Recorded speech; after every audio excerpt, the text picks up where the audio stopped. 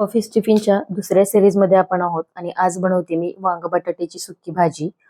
नाश्त्यासाठी बनवणार आहे. अगदी साधी सिंपल मोड आलेल्या कडधान्याची उसळ आणि चपाती असा मेनू असणार आहे आपला आजच्या टिफिनमध्ये. तर सुरुवातीला तर मी वांग बटाटे स्वच्छ धुवून घेतलं, चिरून घेतल्यानंतर पाण्यामध्ये टाकून घेतलं. कढईमध्ये 2 चमचे तेल, मस्त अशी जिरं मोहरीची खमंग फोडणी दिली. धुतलेले वांग बटाटा त्याच्यामध्ये टाकून घेतले. टाकताना एखादं झाकण हातात ठेवा. टाकलं की लगेच त्याच्यावरती झाकण ठेवायचं, म्हणजे जेणेकरून फोडणीचं तेल बाहेर पडणार नाही आणि गॅस सुद्धा खराब होणार नाही आणि तेल सुद्धा त्याच्यामधलं वेस्ट जाणार नाही. मस्त मीठ टाकून 2 मिनिटं वाफ काढून घेतली. त्याच्यानंतर लसूण कोथिंबीरीचं मीठ आणि थोडंसं खोबऱ्याचं वाटण टाकलं.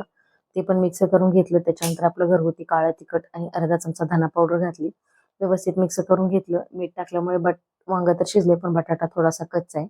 आणि आता म्हणजे कोरडी भाजी जर डब्याला दिली तर थंड झाल्यानंतर ती खाऊ वाटत नाही, म्हणून थोडासा रस्सा बनवायचा. मग त्याच्यामध्ये थोडंसं गरम पाणी टाकलं, मिक्स करून घेतलं. त्याच्यानंतर 1-2 चमचे शेंगदाण्याचं कूट टाकलं आणि परत एकदा झाकून याची 2 मिनिटाची वाफ काढली. एकदम मस्त अशी आपली लपतप वांग बटाट्याची भाजी तयार झाली.